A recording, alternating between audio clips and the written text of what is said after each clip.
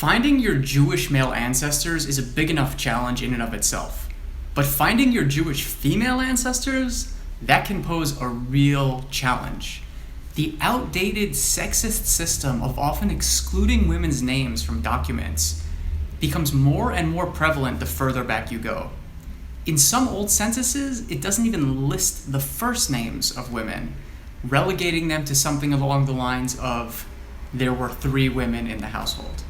To put this into perspective, I know the names of all of my second great-grandparents, but out of my third great-grandparents, I know the names of all the men, but I'm missing the full names of 6 of the women. And every generation you go back, the worse this problem becomes. The disparity between men's and women's records is a huge problem in genealogy, and it's the worst when it comes to old European records. Yet all this being said, somehow I've managed to trace my direct maternal line back 7 generations, and there are some tricks that you can use, depending on the time and location, to be able to figure these things out. I'm Yonah Paley, and today on Genealogy is Fun, we're going to be taking a deep dive into how I learned the name of my great-great-great-great-grandmother.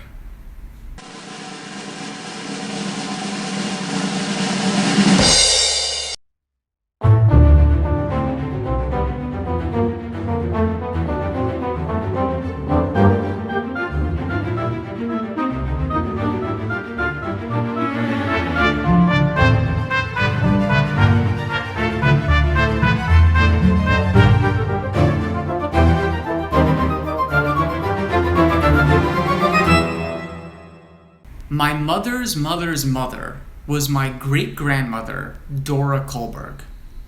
Now, I actually met her as a child because she died when I was 13 years old. She was the youngest of 3 children of Isaac Kolberg and Sarah Hechler.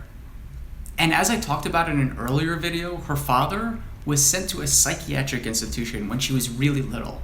So she actually grew up not knowing her father.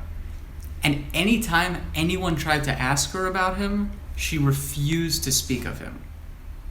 Dora's mother, Sarah Hechler, was born around 1884 in the city of Kolomaya in present-day Ukraine. And she had an older sister, Sosie, who was killed in the Holocaust, as well as 6 younger siblings who immigrated to the United States as well. Sarah's parents were Hirsch Markscheid and Jute Chaya Hechler, and nobody knows why, but the Hechlers all took on their mother's last name instead of their father's. For a very long time, I thought I had hit a dead end on Jute Chaya's family.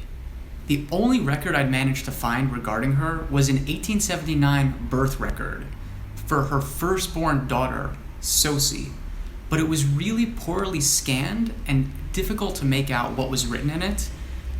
But little did I know, there was actually a lot of information in that document that I didn't know existed until I took a really deep dive into it and had it translated.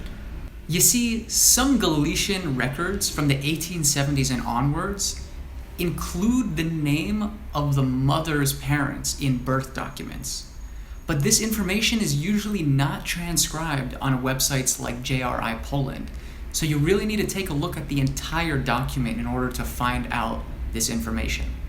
After a lot of digging through records, scrutinizing them, and poring over them, I was able to figure out that Jute Chaya's parents were Hertz Hechler and Mincia Nagler. Hertz was a goldsmith who lived in the city of Kolomaya, Ukraine, and he died of cholera in the year 1893 along with one of his sisters.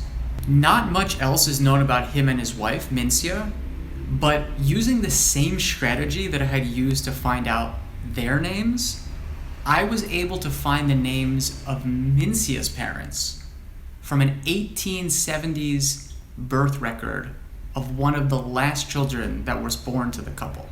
Mincia's parents were Chaim David Nagler and Henny, and they came from either the region or city of Yablunov in Ukraine.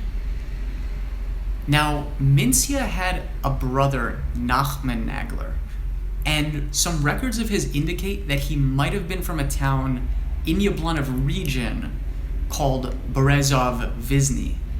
So it's possible that they were from that little village in Ukraine rather than from the city of Yablunov. So they might have been from Berezov Vizny.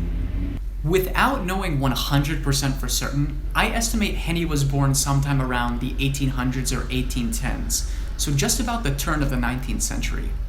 But what we do know is that she was my mother's mother's mother's mother's mother's mother. And that concludes this episode of my direct maternal line. How I was able to find the records to trace someone back who was born probably over 200 years ago. If you liked this video, please be sure to give it a thumbs up. I really appreciate you for watching it, and we'll see you next time.